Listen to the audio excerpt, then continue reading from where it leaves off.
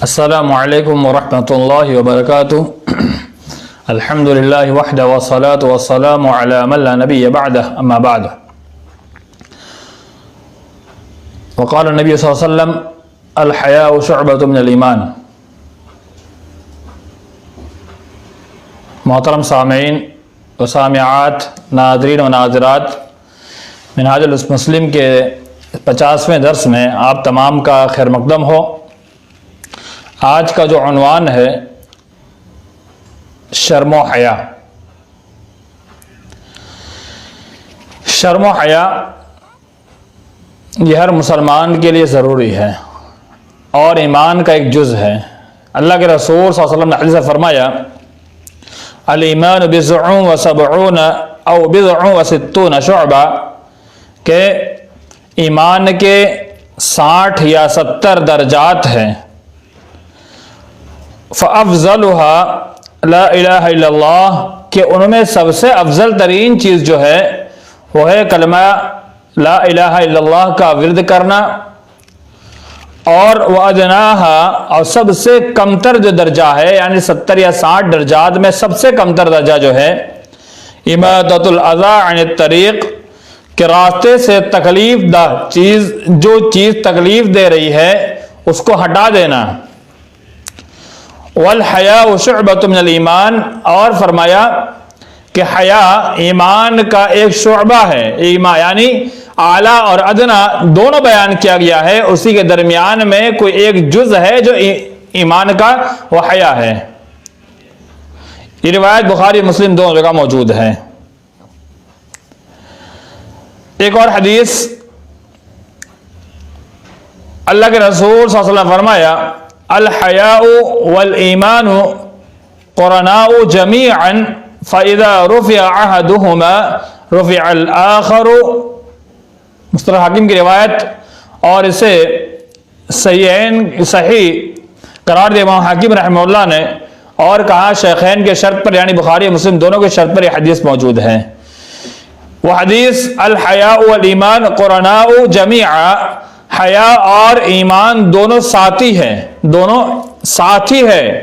आगे फरमाया अल्लाह के रसूल सल्लल्लाहु अलैहि वसल्लम ने, फ़इज़ा रुफ़िअ अहदुहुमा रुफ़िअल आख़रु, उन दोनों में से कोई एक जब उठा लिया जाता है तो दूसरा भी उठा लिया जाता है।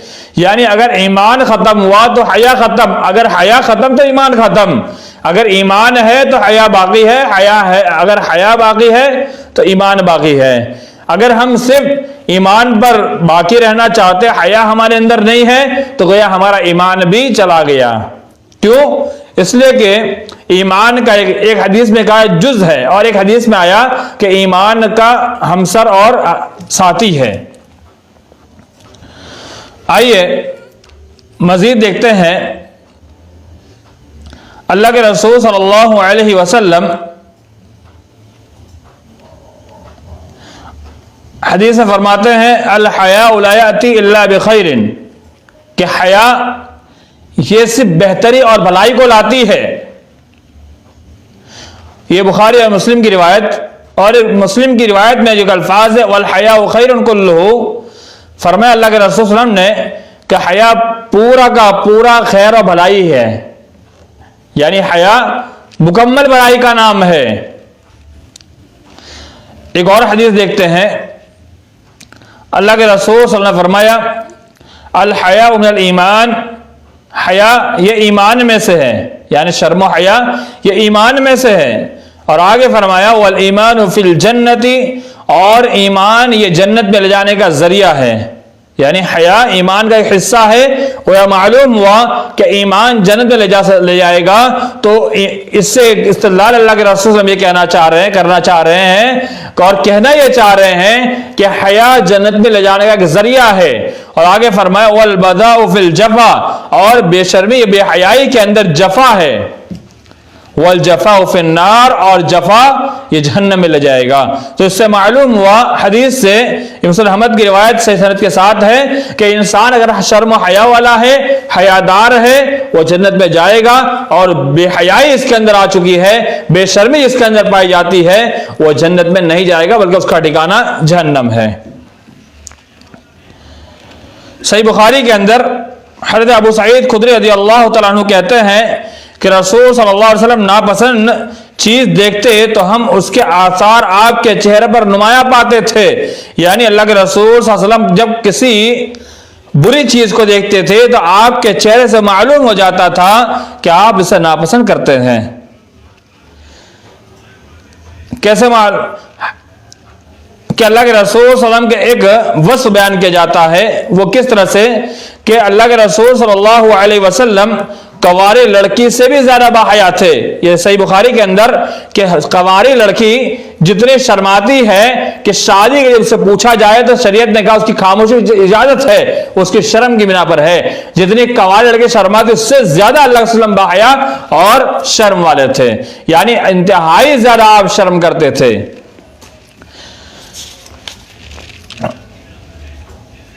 एक शख्स अपने भाई को वाज करते हुए फरमाता है कि तुझे इतना हयादार नहीं होना चाहिए। यानी इंसान के अंदर हया जब कुट कुट कर भरी रहती है तो माशरे में बहुत सारे लोग ऐसा कहते हैं बड़ा शर्मीला है, इसके अंदर भाई बहुत हया वाला है, ये है वो है। तो उसी अंदाज में किसी ने अपने भाई से वाज किया तो अल्लाह के रसूल सल्लल्लाहु अलैहि वसल्लम ने उसके इस वाज पर फरमाया दअहु फइन्नल हया मिनल ईमान, ए फला शख्स तो अपने भाई को हया से रोक मत, छोड़ दे उसको अपनी हालत पर। यकीनन हया ये ईमान का एक हिस्सा है, ईमान में से है। ये सही बुखारी से मुस्लिम की रिवायत है। तो आप गौर कीजिए कितनी सारी रिवायात इस बात पर आमादा करती है कि हया ईमान का एक जुज है और शर्म हया हर इंसान के अंदर पाया जाना चाहिए। एक और रिवायत आपके सामने अल्लाह के रसूल सल्लल्लाहु अलैहि वसल्लम की हदीस, लिअन उर्दा फी वलदी खैरुन मिन अन उर्दा फी हयाई अय्युहर रजुल, के लोगों औलाद की मुसीबत में मुब्तला हो जाना बेहयाई की मुसीबत में गिरफ्तार हो जाने से कहीं ज्यादा बेहतर है।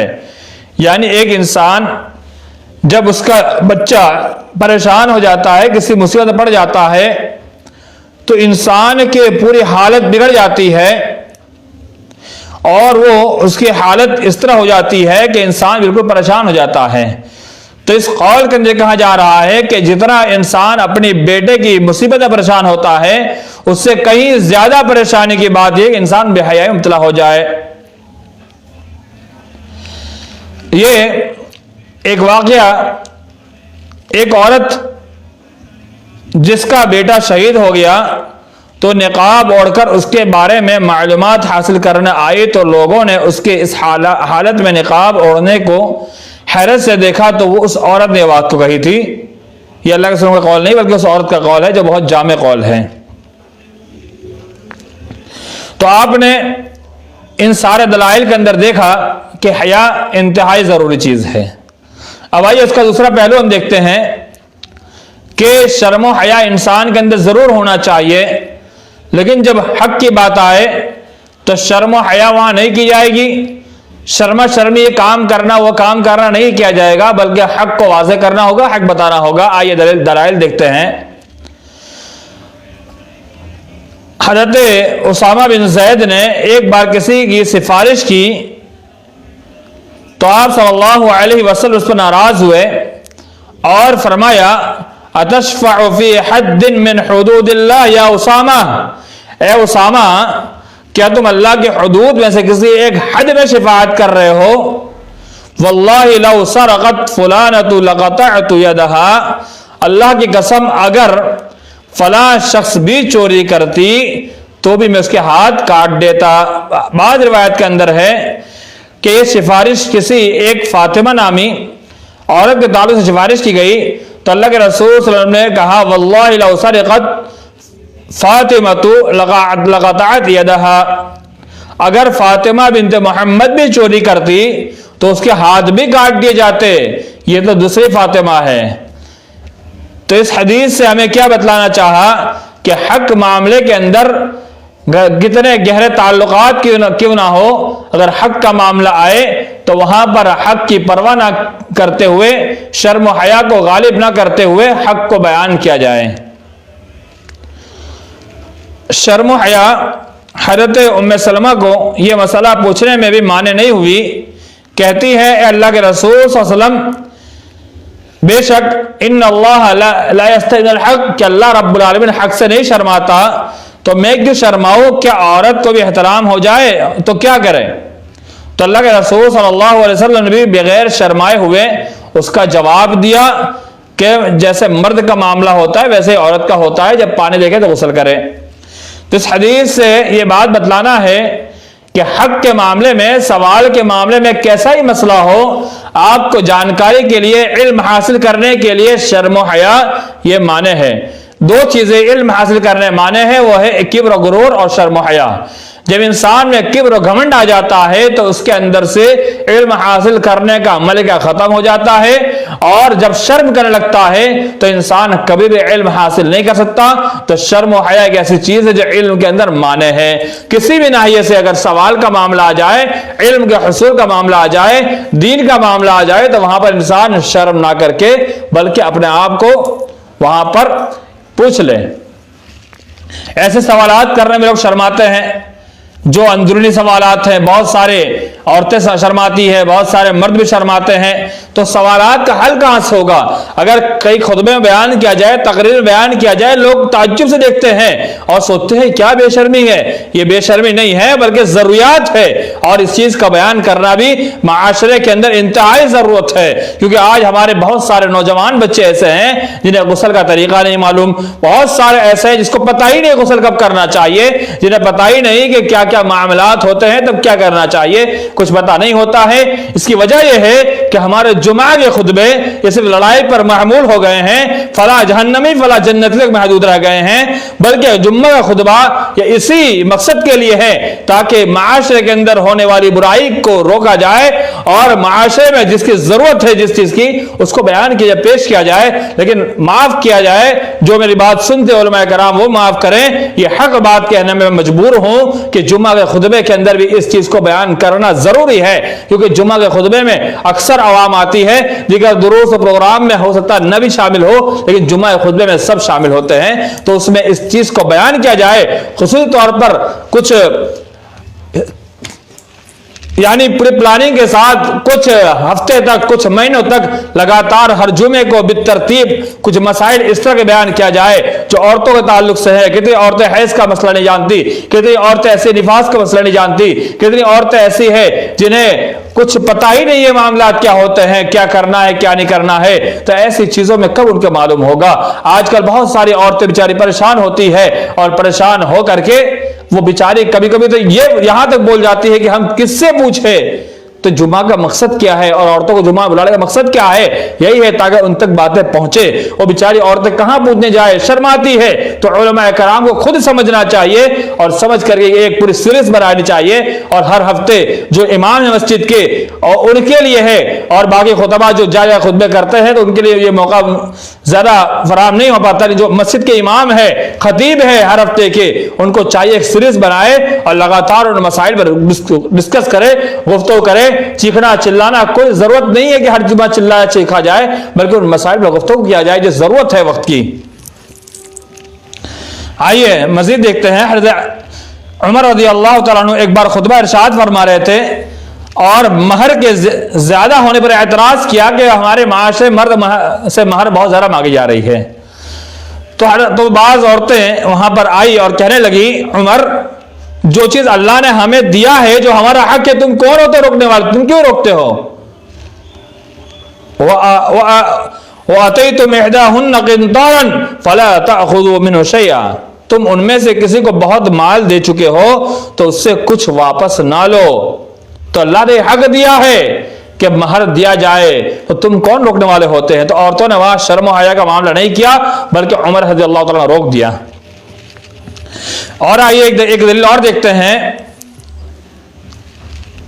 हज़रत उमर फारूक रज़ी अल्लाह तआला अन्हु खुतबा देने खड़े होते हैं और खुतबा दे ही रहे थे कि एक शख्स कहने लगा, हम आपकी बात सुनते हैं ना, हम आपकी बात नहीं सुनते हैं और आपकी बात की इताअत भी नहीं करते हैं। कहा क्यों?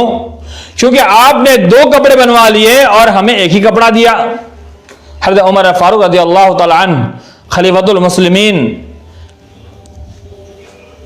उन्होंने अपने बेटे अब्दुल्ला इब्न उमर रज़ियल्लाहु तआला अन्हु को बुलवाया, अब्दुल्ला इब्न उमर इधर आओ। जब हज़रत अब्दुल्ला इब्न उमर रज़ियल्लाहु तआला अन्हु वहां पहुंचे तो उसने हकीकत वाज़े की कि मुझे जो एक कपड़ा मिला था मैंने अपना कपड़ा अपने अब्बा को दे दिया, और अपने अब्बा का एक जोड़ा कपड़ा दोनों का कपड़ा मिलाकर 2 कपड़ा हुआ, और पूरा मुकम्मल कपड़ा हज़रत उमर रज़ियल्लाहु तआला का तैयार हुआ। अब आप गौर कीजिए कि हज़रत उमर खुतबा दे रहे हैं और दौरान खुतबा एक सहाबी आते हैं और टोकते हैं, कहते हैं उमर तुम पहले हिसाब दो बाद में खुतबा देना। आप गौर कीजिए पूरे कितने बड़ा खलीफा, दुनिया के अंदर उनकी बादशाहत, हुक्मरानी, लेकिन एक शख्स के एतराज पर उन्होंने पहले जवाब दिया और पहले दिफा नहीं किया बल्कि मसले का हल किया और साफ सफाई की। और आज किसी मामूले से जिम्मेदार के सामने एक बात रख दी जाए कि फला तुमने गलती की है, उसमें गलत में मुलविस होता है लेकिन फिर भी इसके अंदर इतनी हिम्मत और हौसले से बात करता है कि गलत किया ही नहीं है। अगर गलत नहीं भी है, किसी ने गलत फहमी में आकर एतराज किया है तो तुम्हारी जिम्मेदारी बनती है उस गलत फहमी को दूर करे, ना कि उसके खिलाफ तुम महज आराई करें, ना कि उसके खिलाफ तुम कोई बगावत पर उतर आए और उसके खिलाफ तुम जंग शुरू कर दे और बड़े महाज पर मुखालिफत शुरू करके उनके साथ न जाने कौन कौन से जरिए इख्तियार करने लग जाए, उनको बदनाम करना शुरू कर दे। ये जिम्मेदार का सेवा नहीं बनता है, बल्कि जिम्मेदार को चाहिए किसी भी राया के अंदर से कोई भी एतराज करे तो उसका सफाया पेश करे, और ऐसा सफाया हो कि वो वाज़े हो जाए। लड़ाई झगड़े से काम नहीं चलेगा, मुंह चढ़ाने से काम नहीं चलेगा, मुंह बिसोरने से काम नहीं चलेगा, और वहां पर आप ये सोच ले कि ये हमारी मुखालिफत करता है, इसको साइड कर दिया जाए, इससे ताल्लुकात खत्म कर दिया जाए, ये आपके लिए दुरुस्त नहीं है, आपको ज़ैब नहीं देता है। हज़रत उमर फारूक रज़ियल्लाहु तआला ने पहले दिफा नहीं किया बल्कि अपने बेटे को बुलाया और कहा इसको वाज़े कर दो। और एक बात कि उस शख्स ने शर्म और हया से काम नहीं लिया बल्कि हक को बयान कर दिया और वहां पर जो उनके पास मामला था वो पेश कर दिया। एक और हदीस आपके सामने पेश करूं, इब्न मसूद के इस कौल पर हर ईमान वाले का अमल है, अस्तहयू मिनल्लाहि हक़्क़ल हयाई, अल्लाह सुब्हानहु व तआला के बारे में पूरी तरह से बाहया रहो। फहफ़ज़ुर रअस वमा वआ, और सर और जो कुछ उसके अंदर है, वल बतन वमा हवा, पेट और जो कुछ उसके अंदर है, उन सारे के सारे जो की हिफाजत करो। वज़कुरुल मौता, और मौत को, वल बला, और आफत और मुसीबत को ज्यादा से ज्यादा याद करो। एक हदीस, फल्लाहु अहक़्क़ु अन युस्तहया मिन्हु मिनन नास, सही बुखारी की रिवायत, लोगों से ज्यादा अल्लाह का हक है कि उससे हया की जाए, उससे हया की जाए। इन सारे दलाइल से आपके सामने क्या वाज़ेह हुआ कि हया ईमान का जुज़ है, इंसान को हया करना चाहिए। और सबसे ज्यादा हया अल्लाह से करना क्या मतलब रखता है कि इंसान ये बुराई करने के लिए जब आमादा हो जाता है तो सोचता है फला इंसान ना देख ले। आपको ये हया होनी चाहिए, अल्लाह मुझे देख रहा है, यानी अल्लाह रब्बुल आलमीन से हर हाल में शर्म करें। और जिन बात के अंदर कहा गया है कि कोई हक के माने शर्म ना किया जाए, तो वहां पर वो शर्म है जो फितरी शर्म है, यानी इंसान की फीलिंग आती है हमारे ताल्लुकात वाले हैं, अरे छोड़ो यार रहने दो, शर्मों के मारे नहीं बात करते। और जिन शर्म को ईमान का जुज़ करार दिया है वो शर्म कौन सी है? वो शर्म ये है फहश शर्म। फहश शर्म यानी इंसान आवारा हो जाए, ये आवारा यहां पर मतलब है। और वो शर्म कि इंसान जहां चाहे नंगा हो जाए, ये शर्म है।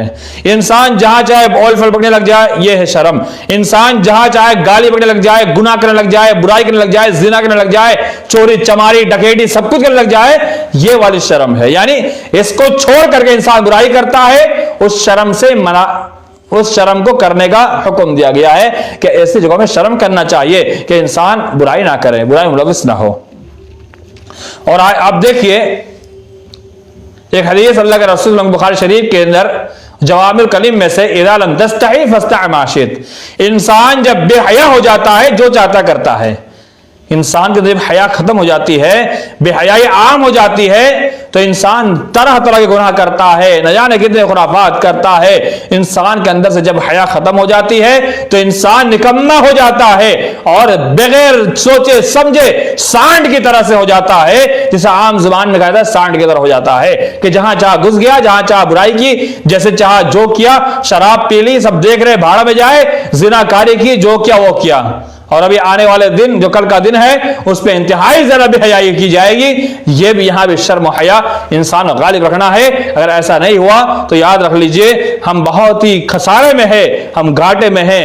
हम अल्लाह रब्बुल आलमीन कि जो हमारे जन्नत बनाई है उस जन्नत से हम दूर होते जा रहे हैं। इसलिए कि आपके सामने जो हदीस पेश की गई कि हया जन्नत में ले जाने का जरिया है और बेहयाई इंसान को जहन्नम में ले जाएगी। तो अल्लाह ताला से दुआ अल्लाह तमाम मुसलमानों को शर्म और हया की तौफीक अता फरमाए और बेहयाई से महफूज रखे, और जहां पर हक की बात हो वहां पर एकदम बिल्कुल बिला झिझक शर्म के बगैर हक को बयान की तौफीक अता फरमाए। अस्सलामु अलैकुम व रहमतुल्लाहि व बरकातुहू।